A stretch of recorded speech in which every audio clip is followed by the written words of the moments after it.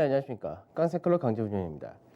어제 삼성전자 실적 발표가 있었고요. 그리고 이제 장중에 이제 유럽에서 이탈리아 같은 경우가 5월 초부터 이제 경제 활동을 재개할 수 있다. 이런 발표가 좀 있었고, 그 외적으로 미국에서도 이제 확진자 수가 정점에 이른 것 같다. 이런 소식이 나오면서 장중에 높게 출발했다가 차익이 좀 떨어졌다가 그리고 나서 이제 미선물의 급등세가 나오면서 강세로 1800포인트를 돌파하고 안착까지 해서 마감이 되는 모습이었는데 우선 이제 고민을 해야 될 부분은 이제 국내 증시가 내일 옵션 만기일이 있다 이 부분이 있고요. 그 수급적인 부분에서 이제는 기관 투자자들이 프로그램 쪽에서의 매도보다는 소폭이나마 매수세가 유지되는 그런 흐름을 보여주기 때문에 결국 이제 외국인이 언제부터 현물 쪽에서 적극적인 매수가 들어올 것이냐 이 부분이 중요할 것 같은데 이제 어느 정도 코로나19에 대해서 이제 정점 공포감은 이제 거의 다 끝났다라고 봐도 괜찮을 것 같은데 이제는 향후 이 부분이 얼마나 빠르게 축소될 수가 있고 그리고 치료제가 나올 수 있느냐 이 부분이 또 될 것 같습니다. 그래서 시장에서 하단을 뭐 크게 떨어뜨릴 만한 악재거리는 없는 상태인데 그렇다고 해서 지금 당장 아주 강하게 올라갈 만한 모멘텀도 약간은 부족한 상태이기 때문에 결국 수급적인 부분에서가 좀 더 상당히 좀 중요하지 않을까 그렇게 생각이 듭니다. 자, 어제 시장 하나씩 보면서 진행하도록 하겠습니다.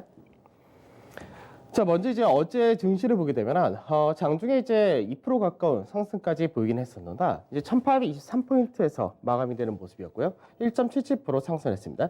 거래대금은 11조 4천억, 거래대금이 상당히 여전히 또 다시금 늘어나는 모습을 보여주는데 지금 현재 구간에서 좀 이런 투자자분들도 상당히 좀 많으신 것 같습니다. 시장에서 아무래도 지수가 한 번 더 빠져서 쌍바닥을 만들고 갈 수도 있다라고 전망하셨기 때문에 그런 부분에서 좀 기다리시는 분들이 좀 상당히 많으셨었는데 지수가 올라가다 보니까 현재 구간대가 너무 비싸게 보인다 이렇게 보는 겁니다.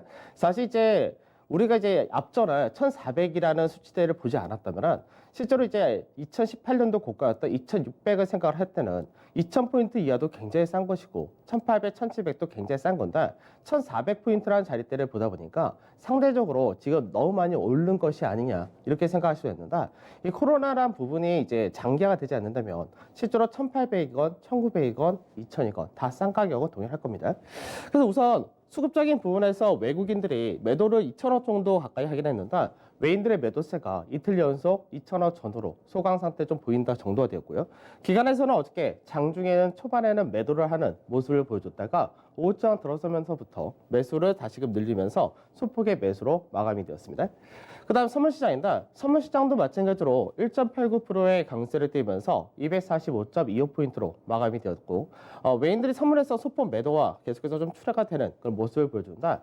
여전히 누적 매수분은 상당히 많다가 되어 있고 베이시스 역시도 장중에 이제 왔다 갔다 하기는 하는데 그래도 베이시스가 앞점처럼 마이너스 0.6에서 0.7%라는 극단적인 베이시스 악화가 되지 않는 상태이기 때문에 프로그램 매도가 나온다 하더라도 제한적인 매도가 나오거나 오히려 프로그램 매수가 유입되는 그런 흐름을 보여준다라고 보시면 되겠습니다. 그다음 코스닥 시장 같은 경우는 이제 600포인트를 넘어간 그런 흐름을 보여준다 하는데 코스닥은 이제 어저께 같은 경우를 보게 되면 이제 코스닥 시총 상위는 약세를 띠는 반면에 중성 쪽에서가 상당히 강하게 움직인다 이런 흐름을 보인다 됩니다. 그래서 좀 나눠지는 모습을 보여주는데 지수 자체는 여전히 강세가 상당히 강하다 이렇게 될 모습이죠. 그래서 거래대금 12조 6천억까지 나타났고 개인들의 매수가 여전히 강하다 이렇게 됩니다. 그래서 외국인과 기관에서는 1,400억 가까이 그리고 800억 가까이 둘 다 매도를 하는 모습을 보여줬지만 개인들의 수급이 끌고 올라간 그런 케이스가 되겠습니다. 자, 그 다음에 해외 증시를 보도록 하죠. 이제 어제 중국 증시 같은 경우는 바로 월요일날 휴장을 나타냈었기 때문에 이제 어제 같은 경우가 이제 미증시에서의 반등이라는 부분과 그리고 코로나에 대한 어느 정도 정점이 지난 것이 아니냐 이런 부분이 한 번에 반영되는 모습이었는데 그래서 2% 정도 상승을 하면서 2,820포인트로 마감이 되는 그런 모습을 보여줬고요. 그 다음에 유럽이라든지 미국 전체적으로 정점 가능성이 계속해 부각이 되다 보니까 투자 심리가 개선되었다 이렇게 보시면 되겠습니다. 그 다음에 미증시인데 미증시 같은 경우가 상당히 이제 어저께 장중에도 우리나라 장 끝나기 전에 플러스 1% 정도의 강세를 보였었고 그 실제로 개장을 해가지고 3% 이상의 상승을 보이기도 했었는데 결과적으로는 소폭의 약보합세로 마감이 되는 그런 모습을 보여줬다가 됩니다. 그래서 우선은 유럽에서는 코로나19가 이제 피크아웃이 됐다라고 시장에서는 이제 약간은 좀 빠르게도 볼 수도 있겠지만 실제로는 이제 어느 정도는 정점이 지났다라고 보고 있고 그다음에 미국도 이제 정점 가능성이 높아진다 이렇게 보고 있는 부분이 있습니다. 그러다 보니까 이런 부분이 강세를 띠긴 했는데 이제 시장에서는 단기적인 상승이 또 많이 나타났던 부분과 하락폭 대비해서 50%를 넘어가는 그런 흐름을 보여줬었기 때문에 일부 바닥권에서 20% 이상의 급등이 나왔던 부분에서 차익 실현도 같이 나타났다라고 보시면 될 것 같습니다. 그다음 유가 같은 경우는 이제 목요일 날 이제 긴급 회의를 앞두고 있는 그런 상태인데 유가 같은 경우는 이제 24불선 전후까지 다시금 급락으로 나타나는 흐름을 보여줬다 됩니다. 그래서 내용 자체가 뭐냐면 이번에 오펙 국가와 러시아를 비롯한 비오펙 국가 거기다가 미국이라든지 영국, 캐나다 그런 산유국들까지도 전체가 다 동참을 하는 그런 회의가 되기 때문에 아무래도 사공이 많은 만큼 감산 합의를 도출할 가능성이 낮다 이런 부분이 됩니다. 사실 근데 이 부분은 현재 목요일날 오펙 긴급 회의를 앞두고 상당히 좋다라고 볼 수 있는 그런 케이스입니다. 왜 그러냐면 시장에서 감산 합의가 어렵다란 부분을 먼저 깔고 가기 때문에 추가적으로 유가가 더 빠진다 이런 관점보다는 시장에서 오히려 극적인 어떤 결과가 나오거나 이렇게 될 경우는 유가가 강하게 반등할 수 있는 소재를 만들어 준다가 될 수 있고 특히나 국내 증시 같은 경우는 아까도 말씀드렸듯이 현재 수급적인 부분은 확연하게 개선이 되고 있지만 추가적인 아주 강한 모멘텀이 하나 더 들어와야지 지수 자체가 윗자리를 하나 더 세게 나타낼 수 있다. 그 부분을 유가가 만들어줄 소지가 상당히 높다가 됩니다. 그래서 오히려 안 좋다 하더라도 추가적인 유가의 하락은 제한이 된다가 될 것이고 오히려 어떤 조그마한 결과라도 도출이 된다면 강하게 반등할 수 있는 모멘텀이 되기 때문에 이런 부분은 긴급 회의를 앞두고 선반영이 안좋 쪽으로 가고 있다는 것은 오히려 긍정적으로 볼 수도 될 것 같습니다.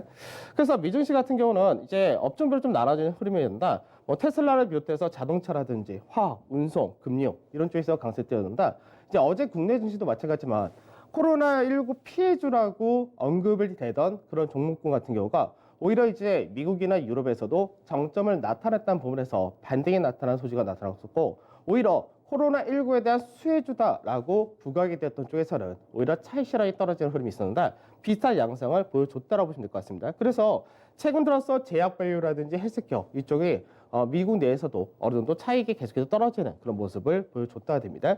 그다음에 변동성 지수는 소폭 상승을 해서 46.7에서 마감이 되었고 달러가 이제 약세를 띈다는 부분이 있는데 유럽이나 미국이 이제 코로나 정점이 나타났다 이런 식으로 시장에서 언급이 되다 보니까 달러의 강세가 다시금 꺾이는 모습을 보여줬다가 되고 그로 인해서 원달러 환율 같은 경우가 1220원을 하회하는 그런 흐름을 보여줬다가 됩니다.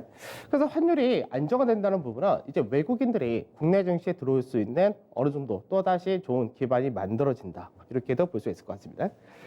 자, 나스닥 지수 한번 보도록 하죠.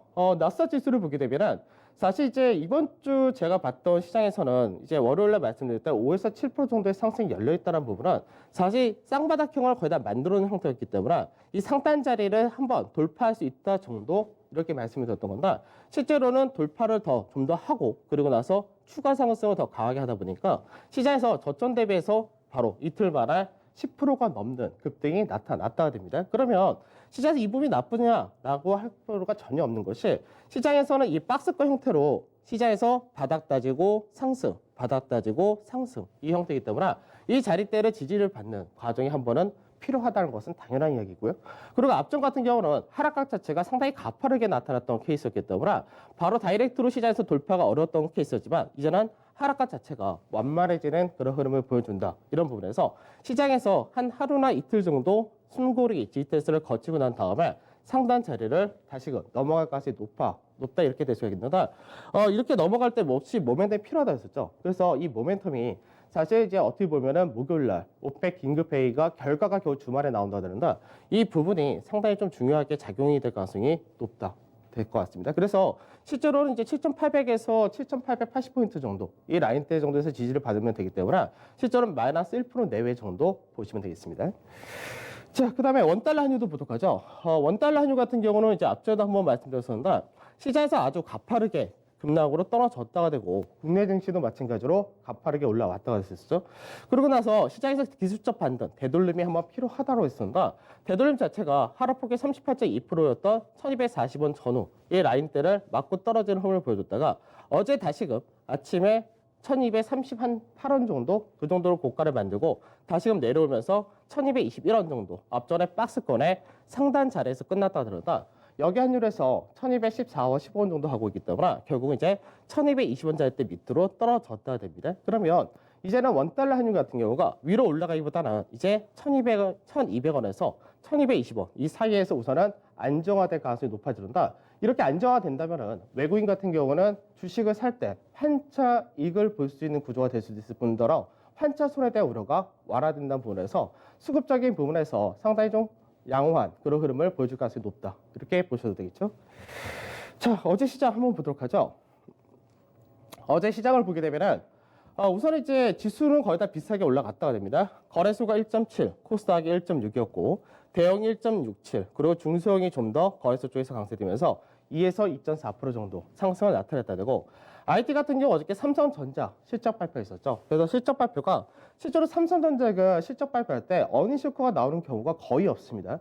그러니까 이게 좀 약간 아이러니한 그런 부분인데 삼성전자는 잠정 실적을 발표하기 전에 증권사라든지 이런 데서 삼성전자 실적이 안 좋다라고 하면은 미리 컨센서스를 다시금 끌어내리는 그런 흐름을 늘 보여줬기 때문에 끌어내린 그 컨센서스에서 실제로 더 밑으로 떨어진 경우는 거의 없었다고 됩니다. 그러다 보니까 삼성전자가 시장에서 끌어내린 컨센서스가 5조 6천억에서 6조 3천억이었습니다. 그 이상을 뽑아줬다 되니까 오히려 시장에서는 낮아진 컨센서스 대비해서 어닝 서프라이즈다 이런 식으로 얘기를 하는데 그래도 긍정적으로 시장에서 작용했다라는 부분은 똑같다 정도 생각하시면 될 것 같고 그래서 IT가 2%대의 강세로 시장을 어느 정도 강세 받쳐주는 흐름을 보여줬고요.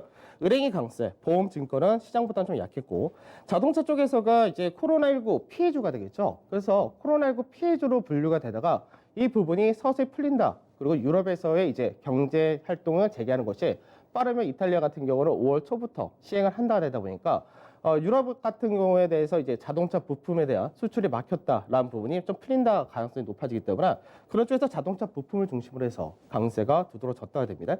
그다음에 이제 정유화학이라든지 이쪽은 요 근래 많이 올라갔었는데 실제로 이제 화학 쪽에서는 화장품이라든지 이런 쪽하고 그리고 2차 전지 관련 쪽이 강세를 띄었다가 됩니다. 철강은 소폭의 강세였고 조선도 소폭의 강세, 건설도 소폭의 강세.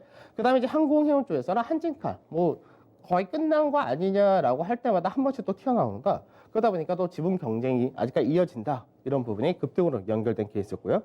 서비스 같은 경우는 아무래도 게임 같은 경우가 최근 들어서 언택트 관련해서 뭐 코로나 수혜주다라고 얘기가 나왔었나 아무래도 이런 쪽에서는 그동안 수혜주로 부각이 되었기 때문에 차익 실현이 좀 떨어졌다가 될 수밖에 없습니다. 그다음 제약도 마찬가지. 이제 시장에서 치료제를 연구한다라는 쪽에서 이제 다른 쪽에서 치료제가 개발이 성공하게 된다면은 그 모멘텀을 받던 쪽은 아무래도 그만큼 올라간 주가를 반납할 수밖에 없기 때문에 그런 부분에서 강세가 좀 제한되었다. 그리고 음식료, 뭐 요즘 라면이라든지 그 외적인 필수 소비재 이런 쪽에서가 국내에서 굉장히 많이 요청을 한다. 국내 해외에서 국내로 그래서 이 요청이 상당히 많다는 부분이 주가를 오히려 상승했던 그런 케이스였었는데 상대적으로 역시 차익이 좀 떨어졌다 되겠죠. 그다음에 의료라든지 면세점 이런 쪽은 역시 코로나19 피해주가 된다 이런 쪽에서 강세를 띠면서 그러니까 전체적으로 시장에서가 자동차라든지 무역 관련된 해운 그리고 항공 그리고 면세점이라든지 그리고 카지노 이런 쪽까지도 전반적으로 강세를 띄었다 이렇게 보시면 되겠습니다.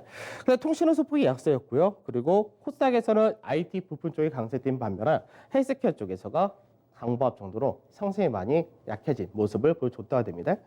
그래서 이제 시장에서 코로나19라는 부분이 결국 이제 정점을 찍는다 이렇게 되면은 결국 그 다음에는 이제 나중에 실물 경기가 심경이 침체한 부분, 그러니까 코로나가 정점은 찍었지만 결국 이제 축소가 완전히 되느냐 그리고 치료제가 나오느냐 나중에 그 싸움으로 갈 수밖에 없는다. 이런 부분이 끝난다 될 경우 결국은 경기 자체의 전망이 이제 장기화라는 부분, 침체가 장기화된다는 부분이 완화되기 때문에 그렇게 될 경우는 시장에서 충분히 반등할 수 있는 여력이 더 만들어진다라고 보시면 되겠습니다.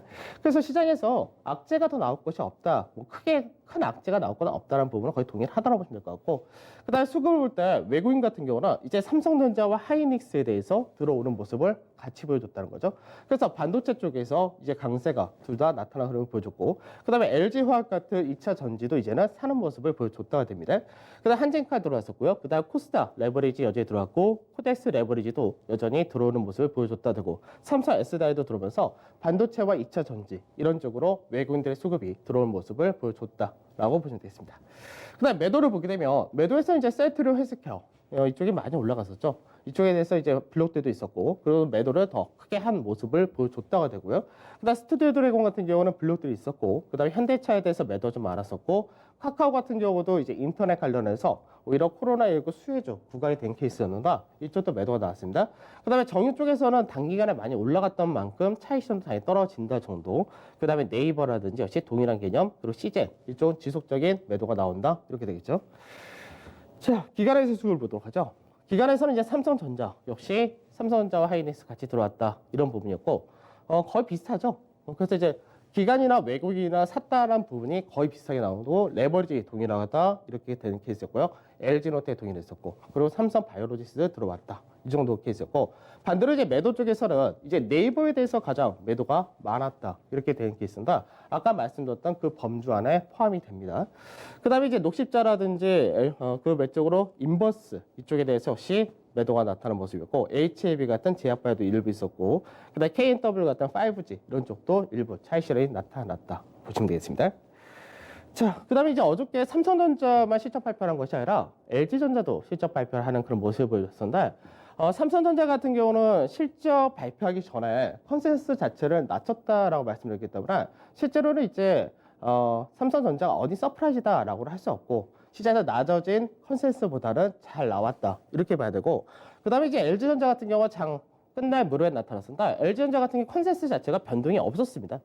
그래서 컨센서스 자체가 8,400억 정도를 전망했었는데 이게 1조 900억이 나왔다. 그래서 예상치보다 약 28% 정도 컨센서스를 상회하는 어닝 서프라이즈 나왔다, 이렇게 되는 케이스인데, 실제로 이 부분이 어닝 서프라이즈다라고 얘기하지 맞는 이야기가 되겠죠. 그러다 보니까 어저께 이제 장 중에 결과는 이제 6%대의 상승을 보이면서 마감이 된 그런 모습이었는데, 시장에서 이제 전망 자체를 2분기에는 유럽에 대한 가전제품 판매라든지 이런 부분이 약해질 수밖에 없기 때문에 이런 부분에서 1분기는 잘 넘겼다, 하지만 2분기가 그렇게 전망이 밝지는 않다, 이런 식으로 얘기를 합니다.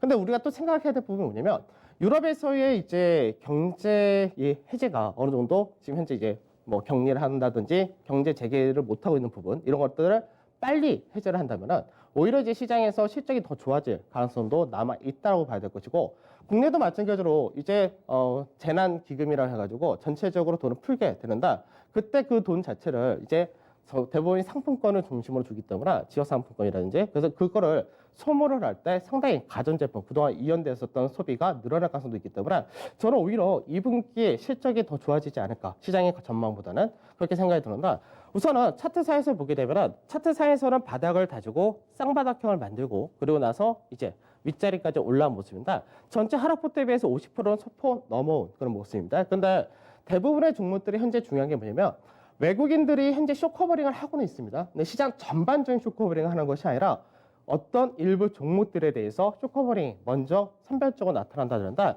그러면 LG전자 같은 경우는 공매도가 가장 많았던 가격대가 얼마냐, 이 부분을 따져야 된다. 그 가격이 실제로는 57,500원에서 6만원 이 사이대가 가장 공매도가 많았던 거야 됩니다.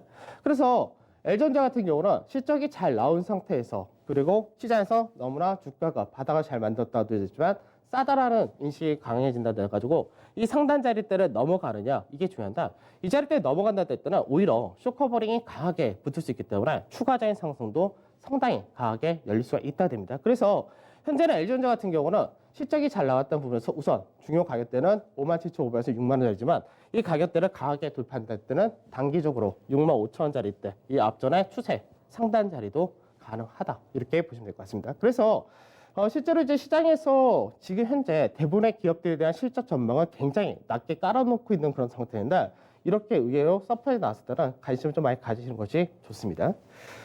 자, 그 다음에 선물지수 한번 보도록 하죠. 선물지수가 이제 내일이 옵션 만기일인데, 어느 정도 외국인들이 수익을 극대화할 수 있는 자리대는 이미 들어와 있는 상태입니다. 그래서 들어온 상태에서 더 많은 수익을 극대화를 할 것이냐, 아니면 내일 만기는 현재 정도 수준에서 수익을 많이 챙겨놨으니까 어마하게 수익을 많이 받는다, 현재 구간대에서 그냥 마무리를 하고 그리고 나서 다음 주를 생각할 거냐 이 정도의 차이가 되지 않겠습니다.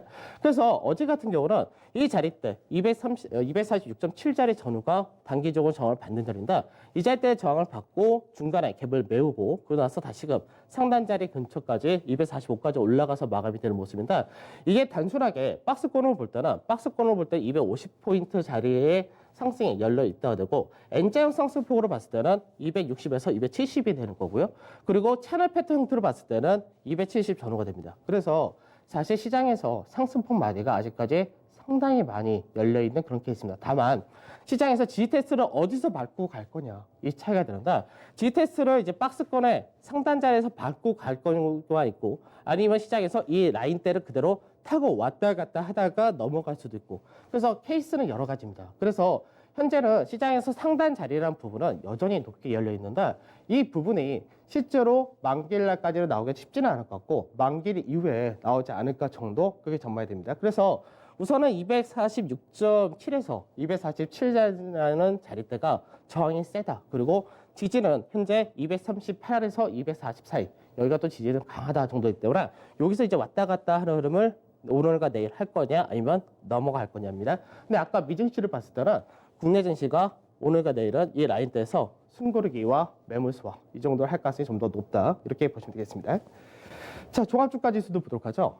종합주가 지수도 사실 이제 선물지수와 비슷하긴 한데, 종합주가 대형지수가 사실 선물지수와 거의 흡사하고, 종합주가 지수는 최근 들어서 중성 쪽에서가 좀 더 강세를 띄었기 때문에 약간의 괴리는 있는데, 그래도 역시 그림은 비슷하다가 됩니다.